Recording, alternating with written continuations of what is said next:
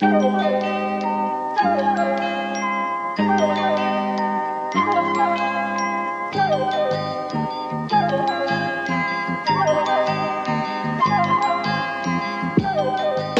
everybody, and welcome to this It's the free one. free episode of TF. It is the first one that we have recorded since the dawn of the new Imperium. Ooh. How are we all feeling now that England have won the Euros?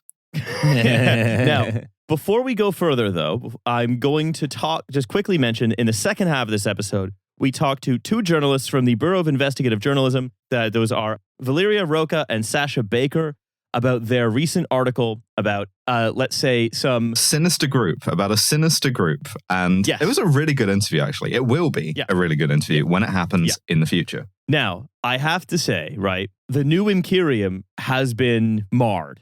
There has been... Something is wrong in the new Imperium. I thought Andrew Marr did something. Yeah. Andrew Marr has finally done something. With his catchphrase, you've just been marred. we are the foremost propaganda magazine of the new Imperium. We are Der Starmer. We are Stormfront. So, no, I have to say, that's not all as well in the new Imperium. Oh, no. We Which must have is- failed it. I'm afraid that political violence has caused everybody to be assassinated. They've all been assassinated. Oh, yeah, because Apart from Trump, he's the only one left. Yeah, because a guy took a shot at Trump, missed, and but what he did instead was he hit every politician in the world. They were all stood in a line right behind Trump's It was right very ear. unfortunate. It was crazy. Yeah. What are the odds? I saw a tweet right after it happened where someone was like, it's going to take until Monday morning for this to be about MPs' safety and how it should be illegal to like at your MP on Twitter. And that tweet was wrong. It only took 20 minutes for that. Yes, that's right. So there was this set of quote unquote concerns had been bubbling away since the election. Well, they put John fuck me running. Well, penis. Well, they put John Woodcock on it, right? Like he was going to be their point man on making it illegal to at MPs. He was doing this like review of like online threats, whatever the fuck it was. He's going to have to become John Kevlar Cock. Just the cock only is protected. You go to a constituency surgery, you can talk to the cock, which is poking up from behind the desk. The rest of it is behind like a sort of bulletproof. Constituency surgery glory hole. Yeah, but for safety. We're making all the constituency surgeries glory holes for MPs' safety. Could you say that directly into the penis, please? I said the bins. The bins aren't being taken. All right. We've got Milo early. This is all going so well. It's the first free one that I've been recorded with us all together of the You're back, new Imperium. but I'm back. And I'm sure normalcy is going to reign, and we're not going to do any like strange bits. Yeah, Riley's back from his trip to Pennsylvania. Yes. Now, so like we said, right? This is that John Woodcock has taken his Kevlar penis from out of the constituency glory. Well, he doesn't have a constituency anymore. Remember he was made a lord by Boris Johnson, and now all the stuff he says is just uncritically accepted by the Starmer government. Oh, sure. I love that we have the House of Lords as a kind of like uncriticizable overflowed dipshit repository, right? Like you fuck up enough, they just put you in there, and for the rest of your life, you get to like opine on stuff. That's right. Well, and so essentially what's happened, right, is a number of pro-Gaza independents, included among them Jeremy Corbyn, but there are others, sort of from around the country, have either unseated MPs in their seats or beaten Labour MPs who were quote-unquote supposed to get those seats, or in one case kept Ian Duncan Smith in the seat, which I actually prefer to letting fucking Labour take it. But nevertheless. Because he wrote that great book. Yeah, he wrote that awesome book about the uncle. Yeah. He represents the arts. But where now, right, Lord Walney, John Woodcock, is taking a look at all of this. He's taking a look as well as like former Birmingham Perry Barr MP Khalid Mahmood saying there should be a police investigation into the election in his old seat, alleging intimidation and violations of electoral law. This is the same Khalid Mahmood who went, after having won, to his local mosque to just kind of like yell at people. I'm not even joking. He just went, Whomst among us? he just went there and he's like, you're all fucking idiots for like not having voted for me. And I've won anyway. So, and it's like, yeah, he was going on his tour of haters, which I'm not like fully against that. You know, the sort of like post-victory haters tour to really like rub their noses in it. Yeah. Why does this feel like a Tom Skinner video? Like, sometimes after a frustrating day at work, I'll just go down the mosh to yell at people. Nothing against him, it's just a great place to yell. Have a good one. A blast. He should be an MP next time we have an election. No, he alleges that there were violations of electoral law, intimidation, etc., reported to the West Midlands Police, but was ignored. Mm-hmm. Well, because they're woke. Too bad. Because they're woke. Too bad. Now, nevertheless, this is connected to, as always, right? Anytime anyone uses, quote, extreme language, and the example given in the sort of press about this is calling Labour MPs supporters of genocide, the comparison is then inevitably drawn to Joe Cox. That's not extreme. Extreme language is, you can search for Diane Abbott's mentions and you can see some extreme language like every minute of every day. But they don't. That's not what they care about. What they care about is there should be no ability to like shame me for any of the shameful things that I've done. It's kind of like my sort of thinking. Partly is that frustration is like, because this has happened, they've sort of still had to continue talking about Gaza, right? And they still have to continue talking about it as if like, no, like it has this sort of material effect on like our sort of, you know, this sort of coalition. Because like during the election, the story was always just, you know, there are lots of sort of disaffected Tory voters and they're going to vote Labour, and we've sort of won trust of the British people and all that stuff. That was the story. And the problem is that the challenges to Labour MPs was a lot more significant than they expected. And so they actually do have to address this. But the weird reaction to it seems to be in part to do with the fact that because they have to address this, but they don't really want to. So rather than sort of addressing the concerns that the voters had, which is, hey, why is there still kind of like support for like the IDF's bombardment of Gaza? Like, why is this still happening? Why are there still horror stories that are coming out every single day that seem to get worse and worse? And why is it that no British politician seems to sort of be like, no sort of like, you know, Labour or conservative politician seems to sort of be actively sort of like advocating against it in like a meaningful way. So instead, like the narrative that they seem to be choosing instead is either a mix of like Muslim infiltration, which is just like a very like a nice rehash of like the classic, the mid 2000s. If it isn't broken, right? Like, you know, why not? Everyone, you got to continue playing the hits. If the fifth column ain't broke, don't fix it. But the other part is just this sort of frustration that like they just disrupted the narrative, right? Because like the post-election kind of like victory that the Labour Party wanted, they got most of it, and I think it's like a really good incitement. It's a really good insight into like what this administration is going to be, like this government's going to be like. It's like they got most of it, but because they didn't get all of it, like they're pissed about that, and they seem to be more pissed about that than anything else. The two forces in this country that have disrupted Labour's coronation are respectively anyone who thinks that Palestinians are human beings and Gareth Southgate. Well, and also, right, the and those are two separate groups. Some of Gareth Southgate's views are legally speaking, we do not understand any of Gareth Southgate's views. It's a weird coda on the end of Dear England. Yeah.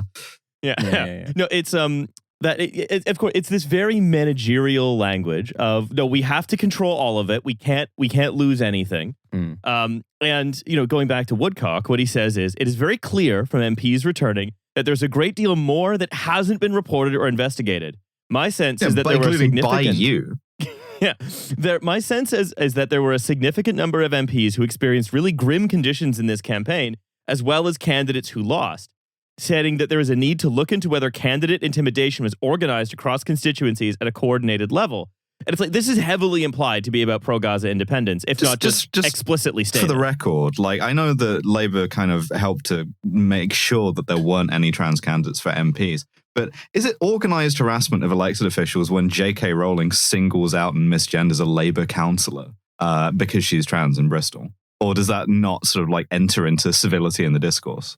Oh, no, that's free speech. Gotcha. But then some Labour candidates, this was in the FT, some Labour candidates said they were accused during the election of being complicit in genocide. And that is an example of the threats, right? Someone says, you are complicit in genocide. The Labour candidate says, I have been killed now. Yeah. And the thing is, like, there have been actual political assassinations, like murders of MPs, but we're not going to dig into any of the things that motivated either of them because they're too specific, right? We can't talk about Jo Cox in anything but the most abstract terms because then we have to talk about how the guy who murdered her got politically pretty much everything he wanted.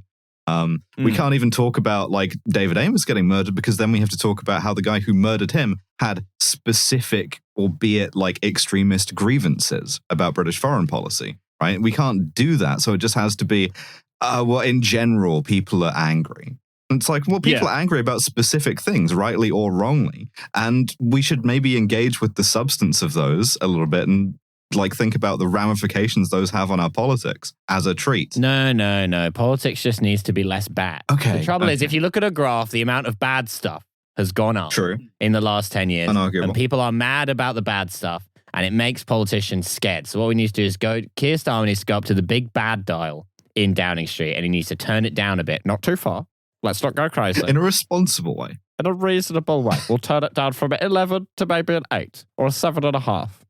And also, you know, we talk about like, what are you allowed to address the specifics of? You're allowed to address the specifics of moral panics that are cultivated by the newspaper. Hey, I'm one of those. You can address those specifically. Everything else has to be nebulous. It has to be vibes. It has to be people are mean. It has to be, I got a sense from MPs.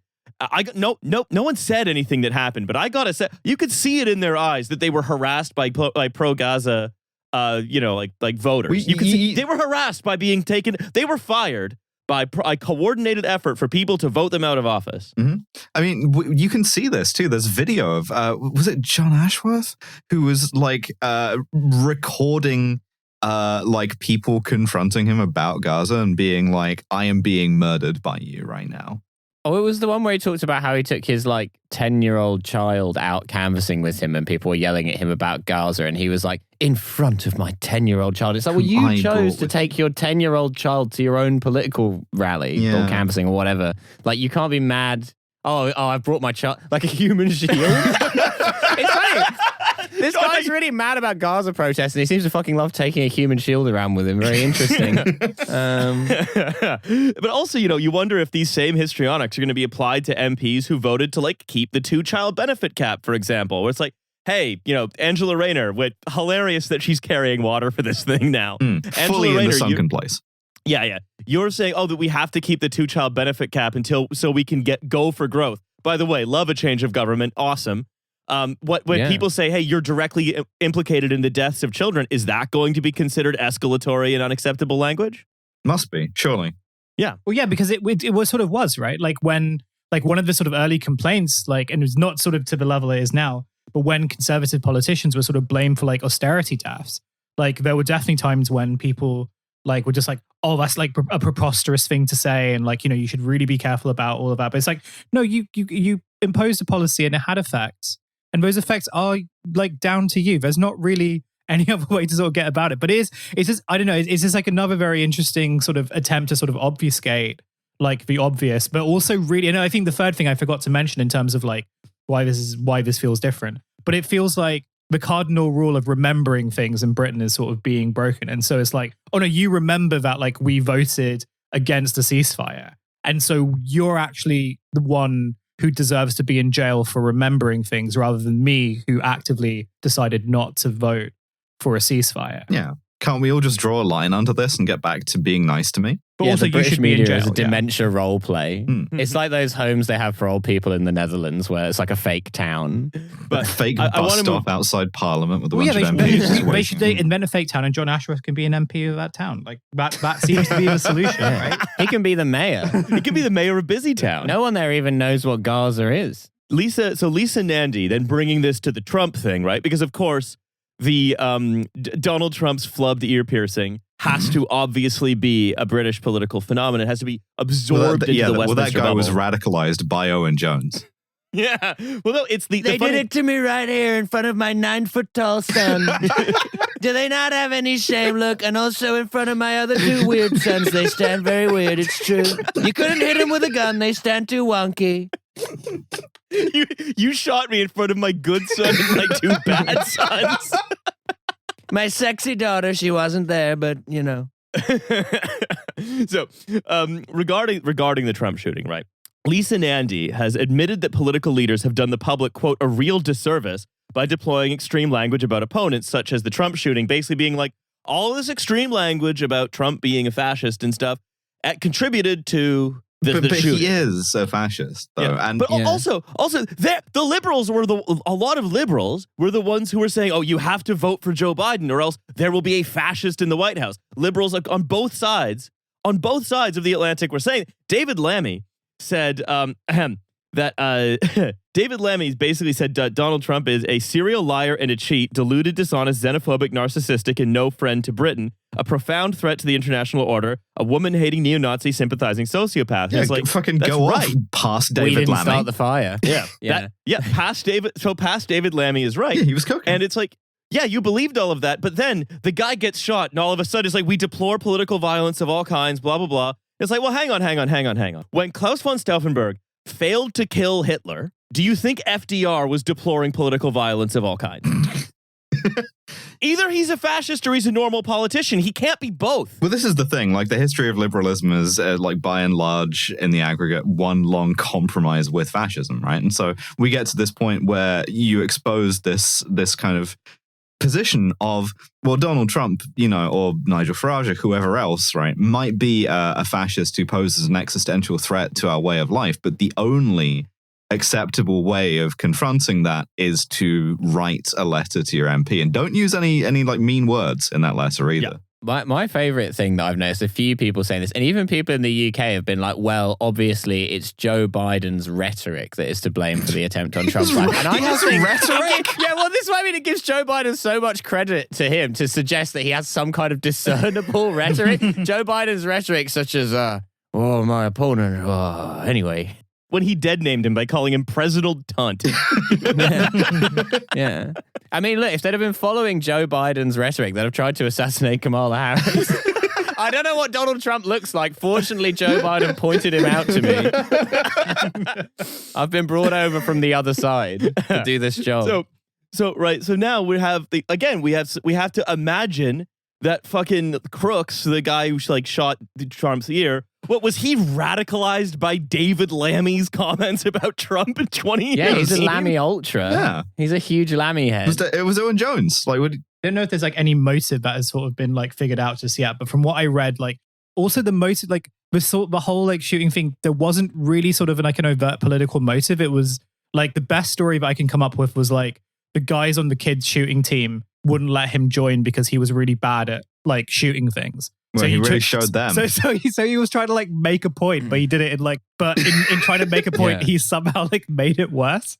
So like maybe he was like, he wasn't trying to kill Trump. He was trying to like Wanted style curve the bullet, right? To really stick it to them.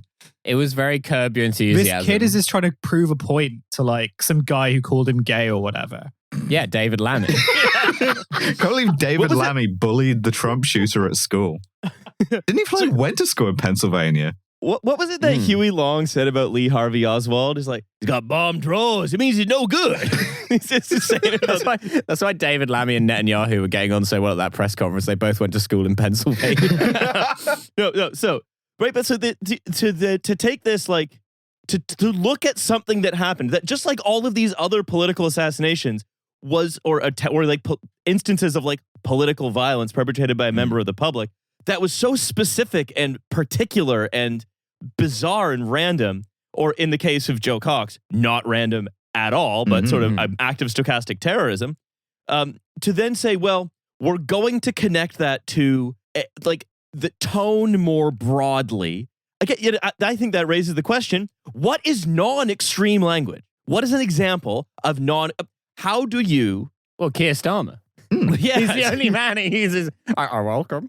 Yeah, you have to welcome. Yeah. You must always welcome. And you must If always don't go further. welcome, It's improv rules. Yeah. Yes, and. Look, there's a very clear example of what classifies as non-violent protesting. May I take you back to an event called the Wooferendum? But you have to use non-threatening dogs. You can't take an XL bully to the referendum. Just sign the EEA or else. Yeah. I'm going to let an XL bully loose in the IEA. Sign the EEA or else Kimbo Slice the dog is going to tear your jugular out. Kimbo Slice the dog. On the Trump thing, right? There's another sort of person we've talked about on the show quite a bit before, not for a while, especially because he is, if you like, the Peter Thiel senator, J.D. Vance, who has now been named as Trump's running mate, and who is likely to be, if elected, and will use this platform to be the voice of like the Peter Thiel, Balaji Srinivasan, Mark Andreessen, Ben Horowitz, like the tech elite right wing. Yeah, he's VC Hitler, sure. And there we go. Of course, thank you for summarizing it more quickly than I could. Hitler. Of course, the correct response to VC Hitler is to like write a kind of like reasonably worded letter expressing your dismay. But the other thing that's funny about JD Vance is that as much as he is VC Hitler, all of the like Hitler guys like Nick Fuentes, the like guys who sort of like identify first as white supremacists and then as all the other fascist stuff, are all on suicide watch because he's married to an Indian American woman. And so they're like, this guy can't be our Hitler. He's not racist enough. Yeah. Yeah. It's you might wonder, it's like if Nick Fuentes is gonna like do the full R. Bud Dwyer on Rumble to 12 viewers. You know what would save Nick Fuentes' life though is if you just get him a copy of like a book about early Indo-European migrations that shows like Indo-Iranians came from the same people. Yeah. Doing Indiana Jones Anna Nerba shit to like justify JD Vance's wife to him. Well, actually, didn't the Nazis actually think that though? Yeah. They believed that like Indians were like high in their like racial hierarchy. Yeah, that is because of that. Yeah. Anyway, I guess he's not a very Yeah, he doesn't. It's a shame they're disconnected. They don't, they're fake. They're plastic fans because they don't understand the day one Nazi ideology. They're just like vague. They've read a summary of Mein Kampf and they think that's enough to call themselves a neo-Nazi. They have no understanding of the deep lore. The Third Reich, a lot like Manchester United, and that a lot of the support base is from out of town. That's right. Yeah, they're plastic fans. None of them are making a one-pot stew on a Sunday. None of them are doing marches in white tunics with big horns and stuff. They're not doing any of that shit. They're not interested. What I think is very funny, though, is that David Lammy, who we have recently discussed, as recently as May of this year, describes J.D. Vance as a friend who then gets up on stage at the RNC. But so a couple of months after that, after hearing that, J.D. Vance is offhandedly just like, oh, the Labour Party, they're all like Islamists or whatever. Correct. Yes. What did David Lammy say to him? My God. Salam alaikum. Probably the Shahada, unhesitatingly. So J.D. Vance says the UK is the first Islamist country to get a nuclear weapon since Labour took over. And again, everyone has Pakistan. Like apart from anything else. I mean, to be fair, to be fair, lots of Hindu nationalists would rather not think about Pakistan either. So, sound the forgot about Pakistan buzzer. It's weird that I have of a this. nasheed hit to the tune of "Forgot About Dre," "Forgot About Pakistan." Yeah. That's what we need. I love the idea of Islamist Keir Starmer. That's great. That's almost as good as VC Hitler. The Labour Party is kind of servile enough to the Americans that it is plausible that they'd try. Vance calls him an Islamist one more time. Starmer comes out with the beard and shaved moustache combo. He does the one finger up. Well, I welcome the decadent West. I would encourage them to go further by learning the lessons, as they soon surely will, that there is only one God. Keir Starmer being driven into Downing Street by the Prime Ministerial Toyota Hilux. Yeah, the Prime Ministerial Technical. To Angela Rayner on the back manning the 50 cal. So Rayner, of course, responds to this by saying, with a burst of 50 cal fire. Angela Rayner responded to this by saying, Vance has said a lot of fruity things in the past. It's like, okay. I mean, yeah. I don't have a lot of time for the Angela Rayner Queen of the Gays thing, right? I don't, because not least because she's still in government with Wes Streeting. She hasn't said shit about him. But I do appreciate her response to this is just to fully call him the F-slow. Like, she's Yeah. cooking. She's cooking. Yeah. Yeah. That's the thing. Not always, but in that case. But Yeah. also, and before we sort of get into the subs, because I want to talk a little bit about what he represents for, especially the tech industry. We're going to talk about him more fully as a phenomenon, as the political representative of the teal dark enlightenment ideology. Shitty beard in a couple of senses. Yeah. But I want to talk a little bit just about what he said about the tech industry, the economy, and so on. But before that, the last little bit of sort of upfront matter to discuss about him is, of course, his Twitter follows. You can replicate JD Vance's information diet by following all the same people he follows on Twitter, and you can get an understanding. Yeah, which includes an account of his women, but depicted as historical male children who they find attractive. Well, it's be like, oh, this would have been this Swedish Instagram model, or more likely now this AI generated woman, would have been an amazing towel boy for a Varangian adventurer. Yeah, this is almost verbatim the kind of shit that. I'm fascinated by this. Angela Rayner looking at his Twitter followers and just flat out calling him a gay pedophile. Okay. My first and immediate issue with this obsession with the towel boys, the beautiful towel boys that you would have 3,000 years ago, or the towel boys that you could fuck or whatever, is no one had a towel boy. They didn't have towels. What scenario are they imagining a towel boy in? Where are you at a tennis match in ancient Sumeria? Where is this happening? Well, it's all Viking stuff. Because it's because he's Senator Varg, essentially. But no, so I want to talk about what he actually is going to be. Some of the policies that he has represented that relate to things we've talked about, right? And what that means as well for conservative parties that get beaten, and lose their charismatic leader and have to figure out a way back after everyone's abandoned them. Don't worry, guys, I'm still here. Because I think it's worth. Can't assassinate him. The elevation you'd need would be crazy just to get the down angle. It's worth comparing, right? Because what happened? We have to remember what happened in 2020. It was I don't want the Republicans lost Trump. They're a busted flush, right? They're going to be pretty much shut out of power, and because all of the people the fucking Pences. And that political tendency of the neoliberal managers, your Reince Priebus from that consensus. Yeah, the Reince Priebuses, they all got Lincoln projected out of there. The Lincoln Project existing as a kind of Fulton recovery system for Republican wonks. And the guy who takes their place is a 20-year-old who thinks exclusively about gay pedophilia. Yeah, could you please say that directly into the Reince Priebus? and you can see the same thing at its larval stages happening over here, where our conservative party gets basically shut out of power after fucking up super badly and losing its charismatic leader. That'll never come back. There's not going to be 4 or 5 years of mismanagement under a government everyone hates that will inevitably sweep the next best thing back to power. Of course not. And what's going to happen is it's going to get replaced by reform, or it's going to just fill up with the only people who will stay there, the people who didn't just defect to labor, insane 20-year-old gropers who have opinions about obscure Spanish fascists or whatever. Yeah, Brit groipers. It's going to be Brit groipers. Horrible. I mean, they're sort of political extremophiles and also other files. Yeah. So it's. I don't mean to call them all nonsense so often, but it keeps happening. The fucking towel boy shit is genuinely insane. And the fact that this guy's going to be probably vice president of the United States, and no one has asked him a single question about hey, why are you in a Discord group with a bunch of teenagers who exclusively think about Julius Evola? Why are you why do all of your staffers smoke pipes or whatever the fuck? Why are you weird? Why is everything about you so weird? Yeah, replace those with crack pipes. Suddenly they're a lot cooler.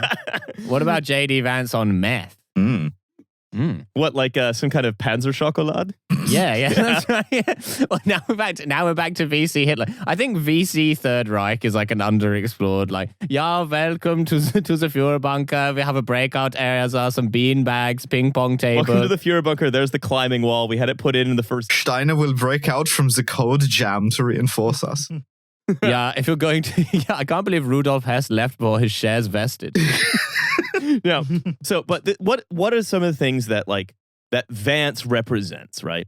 Well, he's big in with Balaji, right? And the whole like gray San Francisco shit, right? And this is one of the things I want to discuss on an upcoming episode where we talk about this conservative desire in America for an American Caesar who will essentially end the late republic, right? And because that is what guys like Balaji and Thiel and Mark Andreessen, all these people, that's what they want.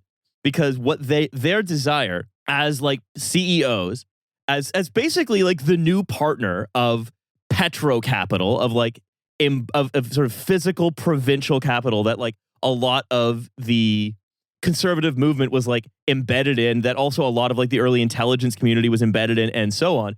These guys have signed Silicon Valley, as we know, as we talked about before in this show, as implicated in the military industrial complex as any like, offshore oil drilling platform, right? They are eagerly lining up as the sort of corporate partners on, you might even say an equal level is what they're looking for, as like the fucking Koch brothers who represent physical, provincial, embodied capital. Me seeing any two politicians whatsoever, well, if it isn't the Koch brothers. But, right, and so this is, and we always talked about this, like the whole breakdown of our politics after the financial crisis was that particular brand of neoliberalism that was embodied by like JP Morgan pride float, like office everywhere, China and the WTO, right?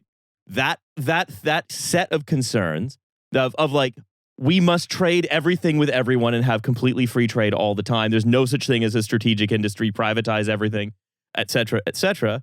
That has actually lost. It has been taken over, and everybody is doing securonomics now. The EU's doing it. The US is doing it. Like this election economically is an argument largely about how to do it. Are you going to do it woke with solar panels? Are you going to do it awesome by giving a bunch of money to like VCs and oil companies, basically. To talk a little bit more about this like split in capital, right? It's and a lot of the finance guys as well. Like it's not universal. Like Bill Ackman, Ken Griffin, they've understood that they have to just turn themselves into Heritage Foundation physical capital culture warriors, just like the tech guys did the moment they saw a homeless person in San Francisco, or as soon as they Googled China, or as soon as they saw that there was a vacuum of non-physical capital rich elites at the top of the GOP and just came in to fill the gap. And I mean, this moment, the appointment of J.D. Vance as Trump's running mate, I mean, as far as we know, because we actually look at the world, this moment came long ago. But to anybody who doesn't pay close attention, this should be the final nail in the coffin of the idea that the technology industry is somehow one of squishy liberals, right? This should be, because the gray movement wants an enlightened despot. They want an emperor. Because they want to, as I mentioned earlier, the problem that Balaji or Peter Thiel or Mark Andreessen or J.D. Vance actually only sat on the board of one company. It was called App Harvest, and we talked about it. It went out of business, which is very fun. Well, if we talk about a company, it does tend to go out of business. Yeah. What they want is they want to expand the number of people they have power over and expand the amount of power that they have over them. Yeah. And things like the administrative state get in the way. I'm waiting for the 1,000-year Reich of Microsoft Clippy. He's the only man we can trust. Kind of what they want. And again, the only thing that you can do about it is write a nice letter. Yeah. It looks like you're trying to do fascism. Would you like some help with it? They changed my voice to Australian. They said people liked it more. Yeah, this November's Bluetooth speaker, everybody. You're trying to take over the country? Why does my Bluetooth speaker have such a sexy voice? Maybe This is woke. Technology companies are making the Bluetooth speakers sexy Australians. Yeah. The new Caesar has arrived, and she says, "Power on, Bluetooth mode." So, like for example, like we'll do tech in a sec, but like with the economy, like Vance's answer to the like Inflation Reduction Act, the Vancer, is like unilateral dollar devaluation, which is like a much more combative approach, because it's like, well, we are going to essentially you're all manipulating your currencies. We're going to manipulate ours down as well unilaterally, so that our exports become more competitive.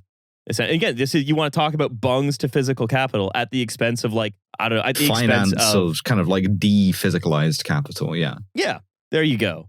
And again, like I mentioned, right, there are lots of finance guys lining up for this. I mean, I think they may make Jamie Dimon, CEO of JP Morgan, the Treasury Secretary. These people will line up behind it because they will still make money, right?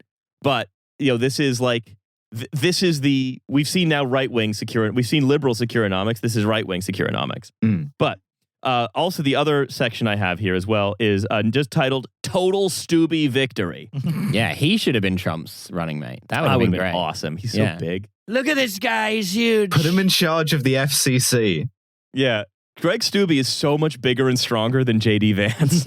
Look at him. He could snap Buttigieg in half. Little Pete. I told him go over there, lift him up by the waist.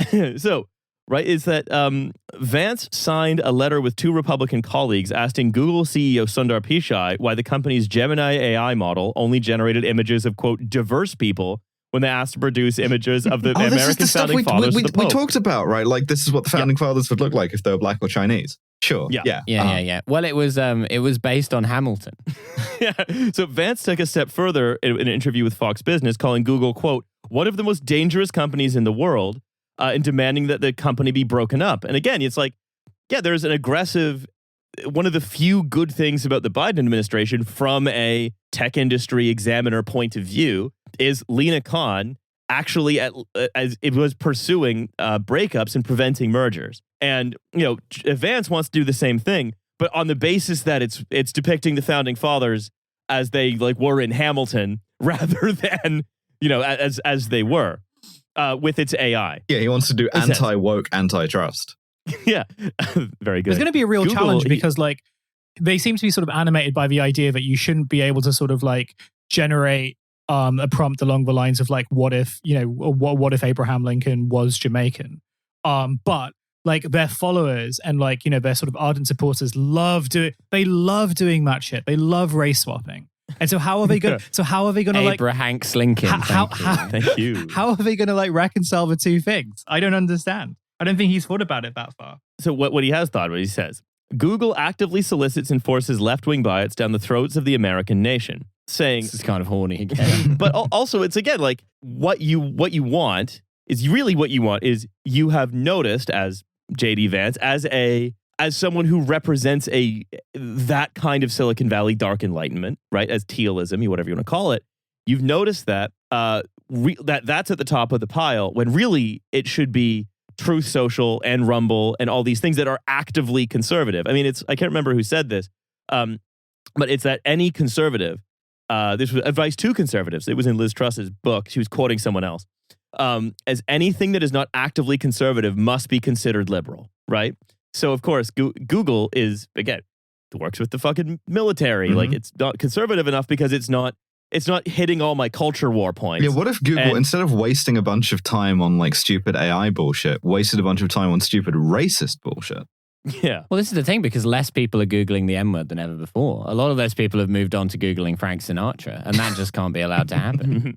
And because he says the problem is the power of big tech means that if you Google whether a man can become pregnant, it will respond yes. It will respond with a correct answer backed up by the sources. They are trying to change that by using more AI to give you a sort of less certain answer. Yeah. Well, that's because it's seen that movie with Arnold Schwarzenegger and Danny DeVito. That's what the AI is basing its response off. It's can a man get pregnant? Yes, but you should only if he eats a pizza with glue on it. Now we can joke about that and say it's absurd, but what happens when our 12-year-old children are going and doing that Google search? Think about the effect this has on our presidential election when unbiased, non-committed voters are searching things about Donald Trump and also Joe Biden right before they cast their ballots. Can Donald Trump get pregnant? I'm Googling this every day of the campaign. It will decide my vote. Also, though, that's such a funny concern because, if a 12-year-old is Googling, can a boy get pregnant, it's because they wanked off one of their male friends on a dare and now they're worried that they're pregnant. It will not be for some, nefarious reason. It will be because of the dumbest shit you can think of. We cannot allow a company that is in bed with some of the worst people in the world to control the flow of information. Where's Google based again? Can anyone remind me?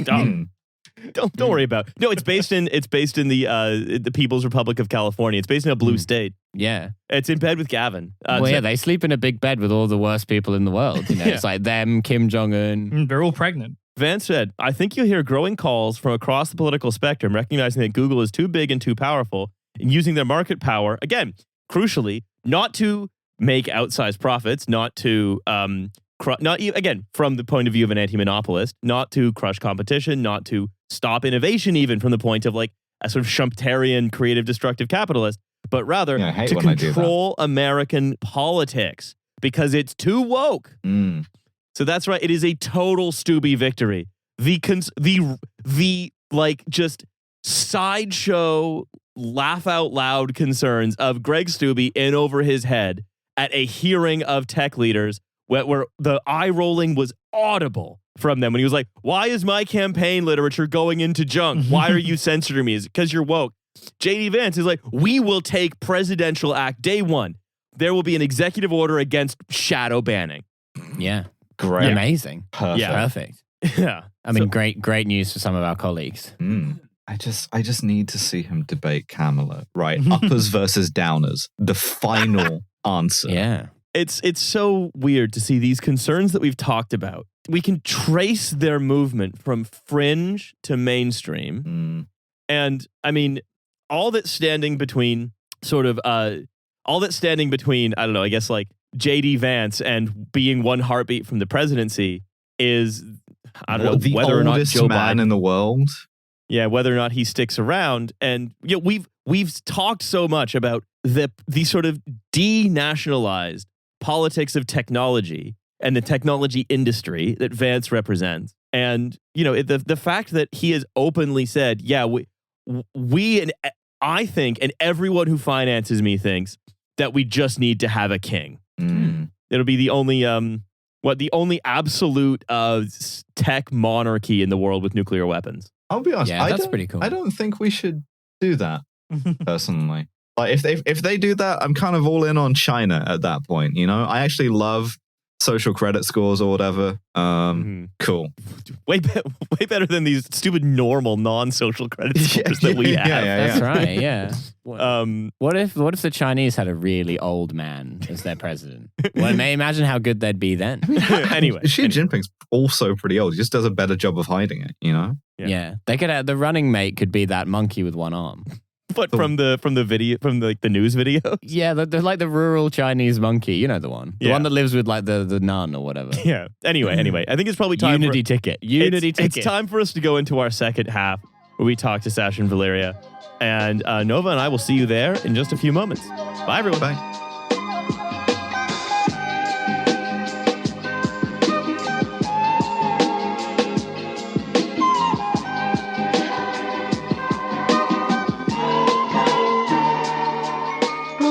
Hello and welcome to the second half. And yes, that sound you heard was the jarring change in tone, most probably.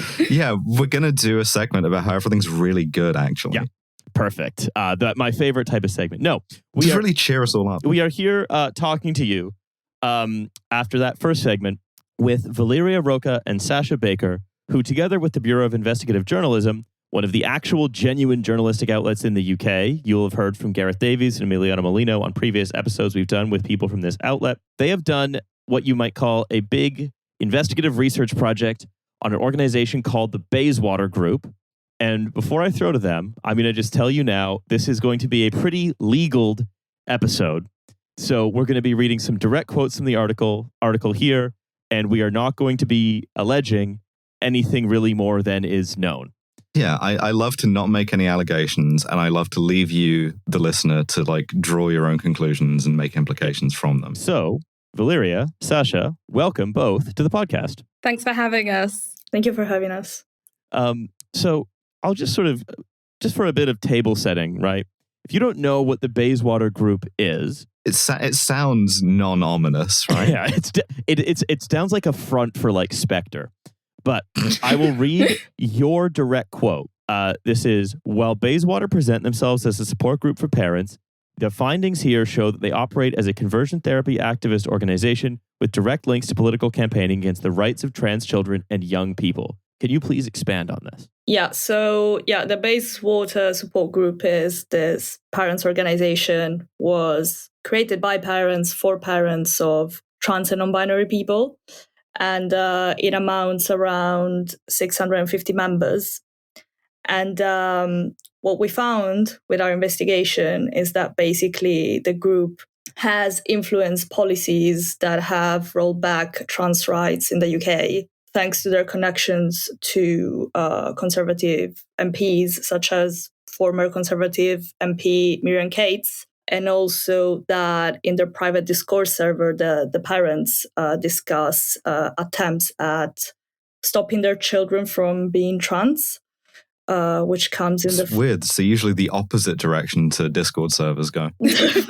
Exactly. And these attempts come in the form of destroying possessions and possessions related to the child's gender identity, preventing them from accessing the internet, isolating them from support, and preventing them from accessing healthcare. It's really horrible stuff, because the image that I had in my head when Riley first described this to me before I read your article was that I had in my head kind of like evil mermaids, right? Like we live in a society that doesn't care very much about young people, cis or trans, and so like if you want to lobby on that, it's much more effective sometimes to be like, well, as a parent, right? And so like mermaids, for parents of trans kids, sort of like advocates for them. What I had in my head was the kind of like mirror version of this, where it's like, no, I want to make my child's life worse, and that's part of it, but it's not all of it, right? Yeah, it's not just about their kids. They are very invested in like broader societal changes. So some of it is definitely relating to things that they have experienced difficulty when they've tried to, for example, get the school to misgender their child every day. And the school has said, we don't want to do that. And they've raised a lot of complaints about it. Or like when a lot of them have been reported to social services. So, they've like lobbied the CPS to kind of ensure that that is less likely to happen, or if it does happen, that they're less likely to be prosecuted for child abuse. But they are very much invested in preventing youth transition across the board, not just for their own children. Mm-hmm. I mean, you can sort of see that, right? In some of the messages that are shared on the server. There is insane that this is happening on Discord, by the way. Like, just as a sort of like demographic thing, I don't think about Discord as being like a particularly like your mum on a Discord server is like deep in the arc of radicalization there, We didn't think about sort of, grandmas getting on 4chan either, until it happens. Yeah, well, exactly, yeah. But I think the other thing you can see here, right, is what the parents talk about doing in the messages that are quoted in your article seems to be very connected to this social contagion model of gender that is so prevalent in a lot of what you might say are. My kid came home from school with gender. Well, essentially, yeah. It's like, no, if you've had gender as a child, then you don't need to worry about getting it later in life. Actually, what happens is when you're sort of 4 to 6, you go to a gender party, and then you all get gender. And you got to put a lot of calamine lotion on, but you come out and then you're Kim Petras. But right, is that essentially, right, that is by isolating them that they will turn their child back to normal. That seems to be like the theory of change here, right? It's, well, they got the phone and now they have gender. They went to school and now they have gender. They had friends and now they have gender. And it's like, well, there must be, it seems that there's this sense of like, my kid, quote unquote, must still be in there somewhere. And so I'm just going to have to like cut them off from whatever is damaging them. That seems to me to be the sort of psychology of the parents in the Baywater group's Discord from reading the messages that you have shared. Yeah, I would say that is accurate. And I mean, obviously, it's sort of interesting that like they think that, they are able to capture a more authentic sense of who their child might be by isolating them from almost all other humans, which is clearly not how most people live. Most people have friends and phones and somehow manage to not get gender. So I think, that is accurate and speaks to how much the social contagion theory kind of plays into this. And Adam Jowett, one of the people we interviewed for the piece, actually sort of talked about how like having like even one supportive adult can be like extremely important for LGBT youth. So I think there is quite a concerted effort on the part of a lot of these parents to make sure that there isn't an authority figure who is supportive of their children present in their lives.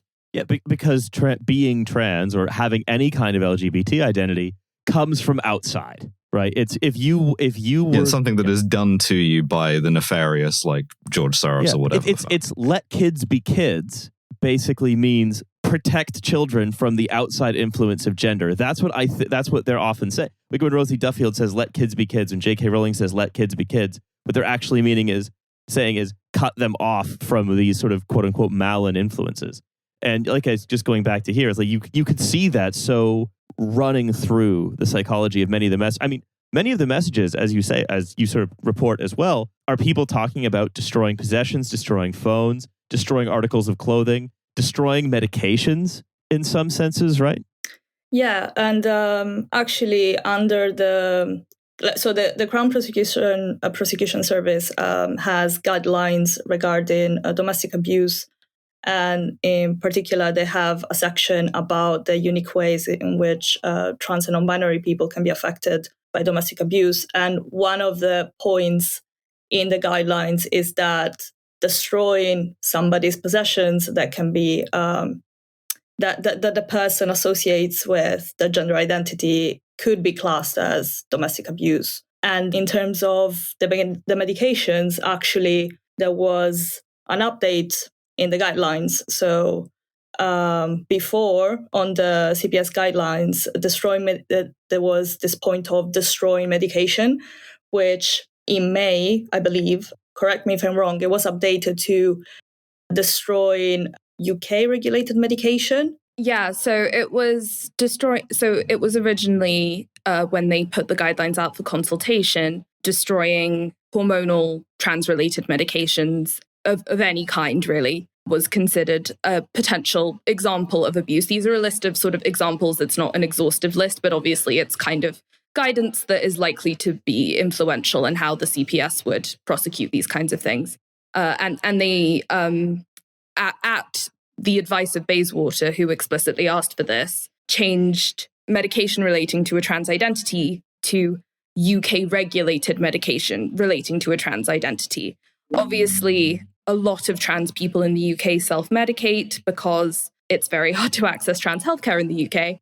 And that is a way of legitimizing abuse against trans people who are sourcing their medication from overseas providers, which is quite a lot of trans people. So I think this sort of links in as well to saying, well, okay, how does this organization, right? What is, not just what is it, but what does it do? What does it do for its members? What does it do in terms of advocacy? And you've indicated one way in which they link into the British state, which is one way, to be honest, any organization could link into the British state, which is providing feedback to consultations. They just happen to be providing feedback to consultations that aligns with a popular political project among weirdo elites, essentially. So they are going to get listened to. So we also talk about, like, what else can we know about what people use Baywater for? It's, as you say, sharing tips and tricks for parents. Yeah, it's interesting that sort of relatedly, and you might say like consequentially, from the "how do I make my child's life worse" channel in the Discord, there is also a "my child has like gone non-contact and cut me off from their life" channel in the Discord, right, so to speak. Yeah, the children of these people, yeah, they can be, of course, children, but there's also young adults that are affected by their parents' behavior, and once they manage to get out of the house or go to university, very often they go no contact. And then there's many parents in this group that discuss how their children have stopped answering their messages, and they try to... You won't answer my Discord messages about your transition. I see you gaming. I see you playing Hearts of Iron 4. One of the worst things I can imagine after having a bunch of your hormones destroyed is you're trying to play like Baywater or whatever, and your like insane turf parents keep messaging you on Discord. Yeah. I'm trying to create communist Mongolia in Hearts of Iron 4. And aren't we all? Our fondest dream as a people. We're finally taking it to the Dutch as Australia in Hearts of Iron 4, and you refuse. But no, sorry. So but there does seem to be a lot of, as you say, advice, people alienating their children and surprised that their children then alienate them right back as soon as they have the power to, right? Yes. There seems to be a confusion as to why, or sort of accusing external influences for having pushed their kids away from them, rather than recognizing that it was maybe their behavior that pushed their kids away. So let's talk as well about the other way that they might link in with the British state, which is they seem to use, again, this is going to be very carefully worded. Users seem to be able to talk to Miriam Cates. And Miriam Cates, when she wanted parent testimony. There's a special like Miriam Cates role on the Discord server. It's legally we can't say who that might belong to. Yeah, it's above admin. Yeah. So I'll just read what you wrote. They say posts on Baywater's forum on Discord suggest Cates had developed a relationship with the parents group. While she receives members' stories to use as case studies to argue a point, members hear their concerns voiced in Parliament. On the 21st of May 2022, a member posted about a school where a child had allegedly been bullied for expressing gender-critical beliefs. I spoke with Miriam Cates, another user wrote, about the coolest child in history. She's keen to get parents' testimony of the goings-on within the school for Nadim Zahawi to instigate an investigation. In April this year, Cates named the group during a parliamentary debate about the CAS review, a report commissioned by NHS England into healthcare for trans children in England. We've talked about it in this podcast before, saying, I pay tribute to the brave parents, including those in the Baywater support group, who have been raising concerns for years with the ethics and safety of putting vulnerable children on irreversible and unevidenced medical pathways.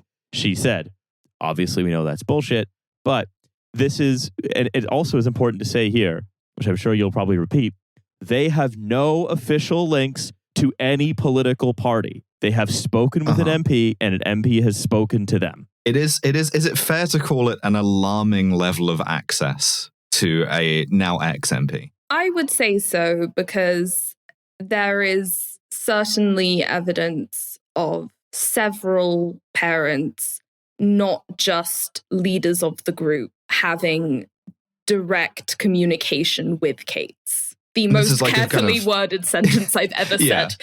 It would be logical to conclude that this is like a kind of a personal interest of hers, or was when she was an MP, right? Yeah, and I think obviously it's important to, highlight that Miriam Cates has also been linked to a church that has now been found to have practiced conversion therapy on gay people, so which she denies any knowledge of. But obviously, the connection between her relationship with this church and her relationship with Baywater is a thing people should think about, and I can't say anything about. Mm-hmm. And I mean, we the thing about Miriam Cates is that Miriam Cates now is officially just some lady, essentially. True. But yeah, we kind of like reset with this election, and so now instead we have things can only get better. Sunlit uplands, Labour government, and of course all of this sort of like structural prejudice against trans people and trans rights is like out the window, because now thankfully we have West Streeting as health minister. So it's interesting. We have a conversion therapy. We have something called a conversion therapy ban in the King's Speech. Let's see what actually it is, right? But we also have West Streeting in the as health minister, who is very eagerly saying, any transphobic shit you ask him to say. And again, not least banning puberty blockers. Indeed, not just say, but also do. And so again, we cannot say that this group is forging links with the Labour Party. We literally don't know that. But it would be logical to suspect that a group in their position might, right? Or might try to. Sure. And and also that it's one of the things as well, right, is that when you make gains like changing the CPS definition or changing a guideline around like how you're defining medications, right? That takes political capital to change back, and I would say would be unlikely to be changed back by the incoming Labour administration.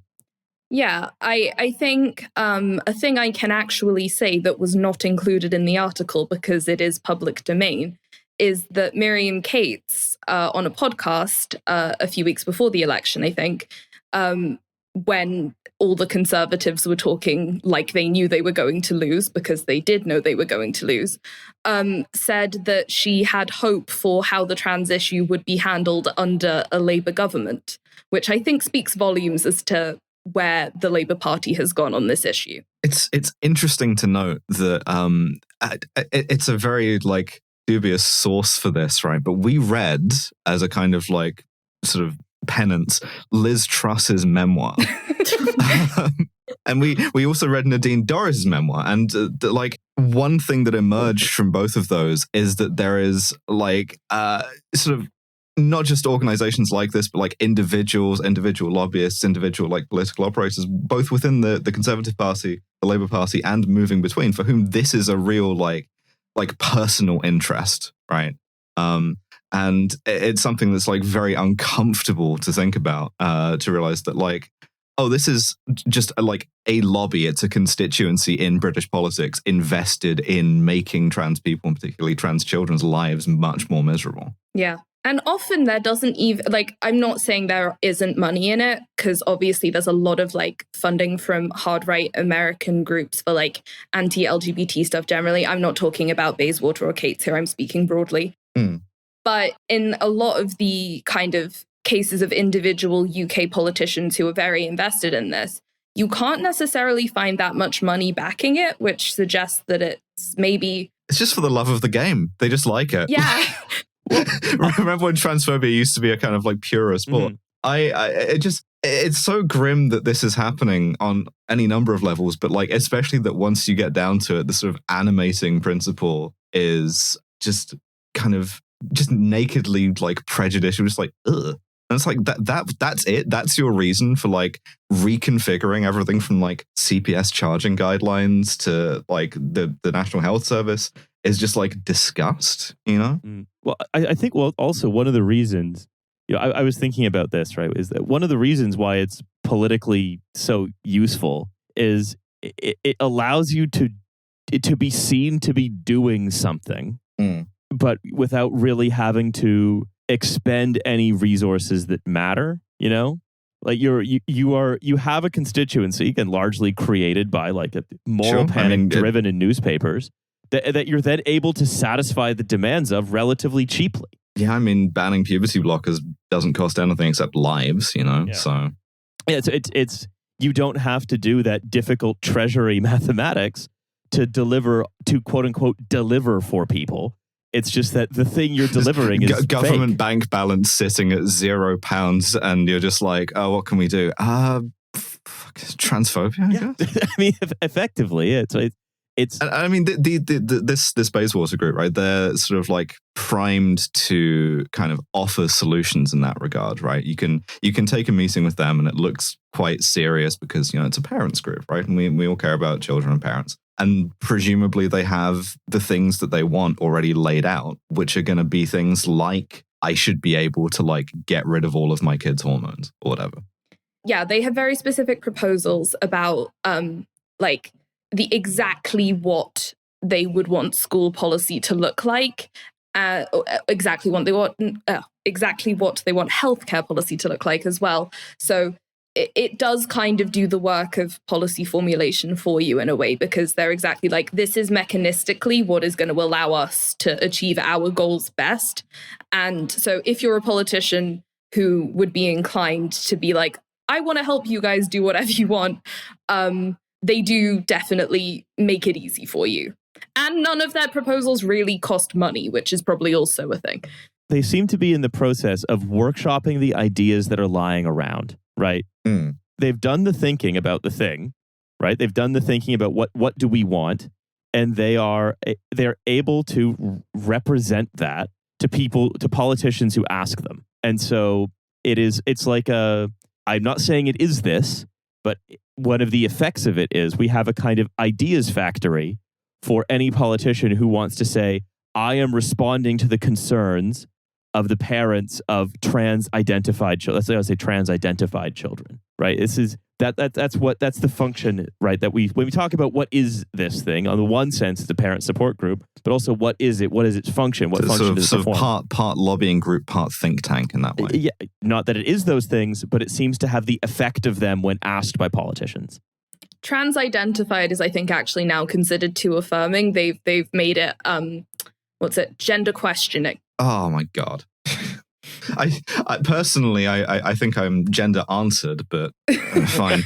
No, November, we have to keep the debate going. Yeah, endlessly. Yeah. Oh no, it can never end. But I think then what we could say, we know sort of how the people involved are talking, because we've seen those Discord messages. We know how they have interacted with the British state, because we have the example of the CPS, the example of Miriam Cates. We can logically assume that an organization with similar goals would probably try to keep that going, but nothing is known of that. The CPS isn't going to stop existing tomorrow, neither is transphobia, right? So, it seems likely that, any number of groups that want to make things more miserable for trans people would lobby the CPS or whoever else, And so it might be difficult to say with confidence what their influence, if any, will continue to be. But so I'll ask you two, what can we say about what this says, maybe more broadly, not about them specifically, about the kind of what you might call the movement of anti-trans people? Yeah, the ecosystem, if you will. I would say that all of this is much bigger than them, because they are just echoing these sentiments that are going on in society at large, this moral panic about trans people and about what is going to happen to the children. So there's anxieties about child abuse and what is going to be of the children and how that can be stopped. So I think there are these ideas that circulate in the Baywater support group, but they are much bigger than them. They come from this general, can I call it a moral panic in society? Yeah, you can absolutely call it a moral panic. I think it also connects to kind of broader parents' rights discourses that are a very prevalent feature of our politics at the moment. The idea, and I think Keir Starmer maybe got in hot water for saying this a little while ago about parents know what's best for their children, and their sort of advocacy around relationships and sex education really does have broad implications beyond the trans community, because obviously all children need relationships and sex education. And not only are they lobbying for content about trans lives to be excluded from that, but also successfully for parents to be able to remove their children from sex education, and for the question of age appropriateness to be at the forefront of conversations that people are having about that. So the impact of that is obviously that parents' rights over their children are given primacy over children's rights to have the information to prevent themselves from enduring sexual abuse, for example. And I think it also connects to the panic about teenagers and their phones, which is a kind of major current in our politics at the moment and seems to be only getting worse. Well, good news. We're simply going to make the phones illegal and hope for the best. No kids are ever going to express anything that troubles us ever again. That's right. We're going to use the law to make it leave it to Beaver, basically. Anyway, look, I think that's probably all we have time for this segment. But Sasha, Valeria, do you want to leave the listeners with anything before we sign off? What can we do about these horrible people? I mean, if you're a GP, you can prescribe children cross-sex hormones if they want them and you think that they are medically competent. And you should do that. That is legal, even if they'll tell you it isn't. It is. That is legal. I understand you could get in hot water, but it's legal and you should do it. If you're not a GP... Become a GP. I don't know, write to your politicians, say how bad this is. Send them our article, maybe. I feel like my goal in publishing this, at least in part, was what do British people care about? Child abuse. This has to be the way to get them to listen. Turned out no, but maybe one day. I would say if you're a parent of a trans or non-binary child. I guess it is understandably confusing and possibly scary if your child comes to you and says, I might be trans, I might be non-binary. There are so many support groups that are affirming and are gonna welcome you and help you to try and navigate this time. And it is possible to embrace your child's gender identity and raise a happy child and heal your relationship with your child. There is a way to have a good relationship with your trans and non-binary child. And there are many resources out there. You just have to get out of this like particular sort of very radicalizing milieu like this, you know? It is still on Discord, but you're playing Hearts of Iron with them now. All right. Yeah. So, Sasha, Valeria, thank you very much. We're going to link to the articles in the description of this episode. And to you, the listener, thank you very much for listening. This was a free episode of TF, but there are bonus ones. So you can check out the bonus ones on Patreon for $5 a month. So thank you to the listeners. Thank you to my co-hosts. And thank you again to Valeria and Sasha. Bye, everybody. Bye. Bye.